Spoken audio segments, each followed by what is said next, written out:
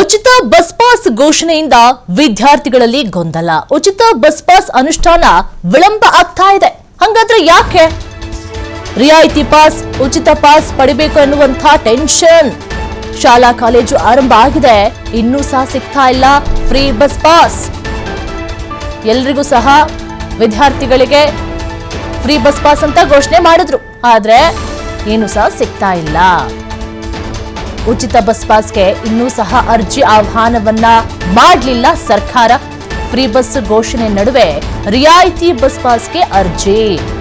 ಉಚಿತ ಬಸ್ ಪಾಸ್ಗೆ ಇನ್ನೂ ಸಹ ಅರ್ಜಿಯನ್ನ ಆಹ್ವಾನಿಸಲಿಲ್ಲ ಸರ್ಕಾರ. ಹೀಗಾಗಿ ಹಳೆ ನಿಯಮದಂತೆ ರಿಯಾಯಿತಿ ಪಾಸ್ ವಿತರಣೆ ಮಾಡಲಾಗ್ತಾ ಇದೆ. ಎಲ್ಲ ವಿದ್ಯಾರ್ಥಿಗಳಿಗೆ ಉಚಿತ ಬಸ್ ಪಾಸ್ ಅಂತ ಹೇಳಿ ಸಿಎಂ ಹೇಳಿದ್ರು, ಸ್ವಲ್ಪ ತಡವಾಗ್ತಾ ಇದೆ. ಆದರೆ ಇನ್ನೂ ಸಹ ಅನುಷ್ಠಾನವಾಗದೆ ವಿದ್ಯಾರ್ಥಿಗಳಲ್ಲಿ ಗೊಂದಲ ಮೂಡ್ತಾ ಇದೆ. ಶಕ್ತಿ ಯೋಜನೆ ಅಡಿ ವಿದ್ಯಾರ್ಥಿನಿಯರಿಗೆ ಉಚಿತ ಬಸ್ ಪಾಸ್ ಅನ್ನು ಕೊಟ್ಟಿದ್ರು, ಆದರೆ ಗಂಡು ಮಕ್ಕಳಿಗೆ ಇನ್ನೂ ಸಹ ಸಿಗ್ಲಿಲ್ಲ ಫ್ರೀ ಬಸ್ ಪಾಸ್. ಪ್ರತಿ ವರ್ಷದಂತೆ ಈ ವರ್ಷವೂ ಸಹ ರಿಯಾಯಿತಿ ಬಸ್ ಪಾಸ್ಗೆ ಅರ್ಜಿ ಆಹ್ವಾನವನ್ನ ಮಾಡಲಾಗಿದೆ. ಅದ್ರ ಮೇಲೆ ಈಗ ಅರ್ಜಿ ಹಾಕ್ತಾ ಇದ್ದಾರೆ. ಸರ್ಕಾರ ಯಾಕೋ ಲೇಟ್ ಮಾಡ್ತಾ ಇದೆ, ಡಿಲೇ ಮಾಡ್ತಾ ಇದೆ ಅಂತ. ಇತ್ತ ರಿಯಾಯಿತಿ ಬಸ್ ಮಾಡಿಸೋಕೆ ಆಗದೆ ಗೊಂದಲದಲ್ಲಿ ಸಿಲ್ಕೊಂಡ್ಬಿಟ್ಟಿದ್ದಾರೆ ವಿದ್ಯಾರ್ಥಿಗಳು. ಯಾಕಂತ ಹೇಳಿದ್ರೆ ಇದನ್ನು ಮಾಡಿಸ್ಬಿಟ್ಟಿರ್ತಾರೆ ರಿಯಾಯಿತಿ ಬಸ್ ಪಾಸ್, ಅದಾದ್ಮೇಲೆ ಫ್ರೀ ಬಸ್ ಅಂತ ಹೇಳಿ ಅದಕ್ಕೆ ಅರ್ಜಿಯನ್ನು ಕರೀತಾರೆ. ಏನಾದ್ರೂ ಪ್ರಾಬ್ಲಮ್ ಆಗ್ಬೋದಾ, ದುಡ್ಡು ಹೋಗುತ್ತೆ, ಈ ರೀತಿಯಾಗಿ ಗೊಂದಲಗಳು ಇರುತ್ತಲ್ಲ.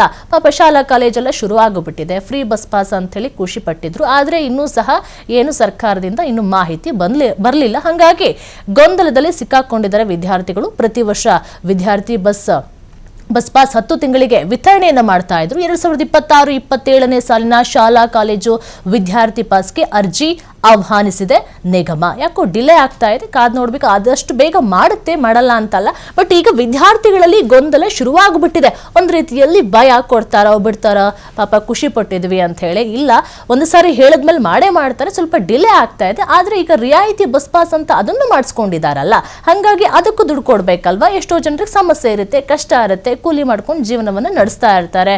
ಹಂಗಾಗಿ ಅದು ಒಂದ್ ಕಡೆ ಎಲ್ಲೋ ಗೊಂದಲವನ್ನ ಮೂಡಿಸ್ತಾ ಇದೆ.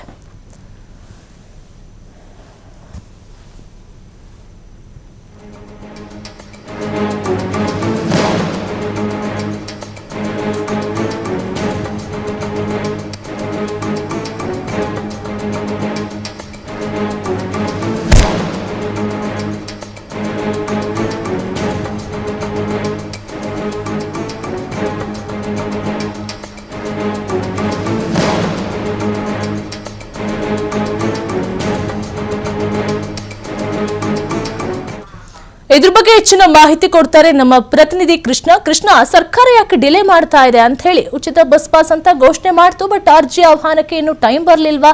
ಒಂದ್ ಕಡೆ ವಿದ್ಯಾರ್ಥಿಗಳು ಗೊಂದಲದಲ್ಲಿ ಇದ್ದಾರೆ, ಒಂದ್ ಕಡೆ ರಿಯಾಯಿತಿ ಬಸ್ ಪಾಸ್ ಅನ್ನ ತೆಗೆದುಕೊಂಡಿರೋರು ಇದ್ದಾರೆ, ಅದಕ್ಕೂ ಸಹ ಅರ್ಜಿ ಹಾಕಿದವರು ಇದ್ದಾರೆ. ಯಾಕೆ ಸರ್ಕಾರ ಇಷ್ಟು ಡಿಲೇ ಮಾಡ್ತಾ ಇದೆ ಅಂತ?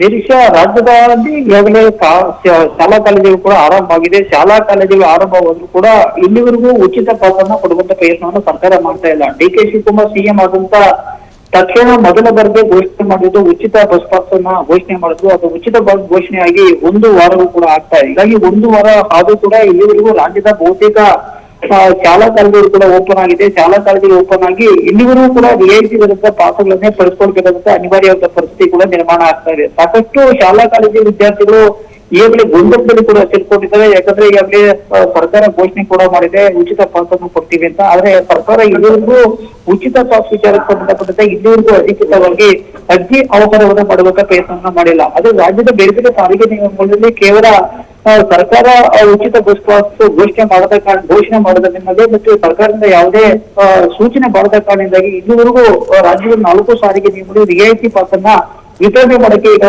ಅರ್ಜಿ ಆಹ್ವಾನವನ್ನು ಮಾಡುವಂತ ಪ್ರಯತ್ನವನ್ನ ಮಾಡಿದ್ದಾರೆ. ಒಂದ್ ಕಡೆ ರಿಯಾಯಿತಿ ದರದ ಪಾಸ್ ಅನ್ನ ಪಡ್ಕೊಳ್ಬೇಕು ಅಥವಾ ಉಚಿತ ಪಾಸ್ ಅನ್ನ ಪಡೆದುಕೊಳ್ಬೇಕು ಅನ್ನೋ ಕಾರಣಕ್ಕಾಗಿ ಸಾಕಷ್ಟು ವಿದ್ಯಾರ್ಥಿಗಳು ರಾಜ್ಯದ ಬೇರೆ ಬೇರೆ ಭಾಗದಲ್ಲಿ ಕೂಡ ಗೊಂದಲಗಳು ಕೂಡ ತಿಳ್ಕೊಂಡಿದ್ದಾರೆ. ಹೀಗಾಗಿ ಸರ್ಕಾರ ಇಲ್ಲಿವರೆಗೂ ಯಾವುದೇ ರೀತಿಯಲ್ಲಿ ಅತ್ಯಂತ ನಿರ್ಧಾರ ತಿಳ್ಕೊಳ್ಳುವ ಕಾರಣಕ್ಕೆ ರಾಜ್ಯದ ಲಕ್ಷಾಂತರ ವಿದ್ಯಾರ್ಥಿಗಳು ಇನ್ನೂ ಕೂಡ ಗೊಂದಲಗಳು ಕೂಡ ತಿಳ್ಕೊಂಡಿದ್ದಾರೆ. ಅದರ ಪ್ರಮುಖವಾಗಿ ಕೆಎಸ್ಆರ್ಟಿಸಿ, ಬಿಎಂಟಿಸಿ ಜೊತೆ ರಾಜ್ಯದ 4 ಸಾರಿಗೆ ನಿಗಮದ ವಿದ್ಯಾರ್ಥಿಗಳು ಕೂಡ ಸಾಕಷ್ಟು ಸಂಕಷ್ಟವನ್ನು ಕೂಡ ತಿಳ್ಕೊಳ್ಳಬೇಕಾದ ಅನಿವಾರ್ಯವಾದ ಪರಿಸ್ಥಿತಿ ಕೂಡ ನಿರ್ಮಾಣ ಆಗಿದೆ. ಒಂದು ಕಡೆ ರಾಜ್ಯದ ಮುಖ್ಯಮಂತ್ರಿಗಳಾದಂತ ಡಿ.ಕೆ. ಶಿವಕುಮಾರ್ ಕೂಡ ಸಿಎಂ ಆದ ತಕ್ಷಣ ರಾಜ್ಯದ ಎಲ್ಲಾ ವಿದ್ಯಾರ್ಥಿಗಳಿಗೆ ಕೂಡ ಅನೌನ್ಸ್ ಮಾಡುವಂತ ಪ್ರಯತ್ನವನ್ನು ಕೂಡ ಮಾಡಿದ್ರು. ಅದೇ ಅನೌನ್ಸ್ ಮಾಡೋದು ಇನ್ನೂ ಕೂಡ ಅನುಷ್ಠಾನ ಆಗದ ಕಾರಣದಿಂದಾಗಿ ರಾಜ್ಯದ ವಿದ್ಯಾರ್ಥಿಗಳು ಕೂಡ ಈಗ ಸಂಕಷ್ಟದಲ್ಲಿ ಕೂಡ ಸಿಕ್ಕೊಂಡಿದ್ದಾರೆ. ಹೀಗಾಗಿ ಸರ್ಕಾರ ಯಾವಾಗ ಅರ್ಜಿ ಆಹ್ವಾನವನ್ನು ಮಾಡುತ್ತಿದ್ದ ಕಾತುಕದಿಂದ ಕೂಡ ಕಾಯ್ತಾ ಇದ್ದಾರೆ. ಮತ್ತೊಂದು ಕಡೆ ರಾಜ್ಯದ 4 ಸಾರಿಗೆ ನಿಗಮದ ಎಂಟೂರು ಕೂಡ ಸರ್ಕಾರದ ಸೂಚನೆಗೆ, ಸರ್ಕಾರದ ಆದೇಶಕ್ಕೆ ಕೂಡ ಕಾಯ್ತಾ ಇದ್ದಾರೆ. ಹೀಗಾಗಿ ಸರ್ಕಾರದಿಂದ ಯಾವುದೇ ನಿರ್ದೇಶನ ಬಾರದ ಕಾರಣದಿಂದಾಗಿ ಒಂದು ಕಡೆ ಸಾರಿಗೆ ನಿಯಮಗಳು ಕೂಡ ಸಂಕಷ್ಟದಲ್ಲಿ ಸಿಕ್ಕೊಂಡಿದ್ದೇವೆ. ಮತ್ತೊಂದು ಕಡೆ ರಾಜ್ಯದ ಸಾಕಷ್ಟು ವಿದ್ಯಾರ್ಥಿಗಳು ಕೂಡ ಇನ್ನೂ ಕೂಡ ಗೊಂದಲದಲ್ಲಿ ಇರಬೇಕಾದ ಪರಿಸ್ಥಿತಿ ಕೂಡ ನಿರ್ಮಾಣ ಆಗ್ತಾ ಇರುವಂತದ್ದು.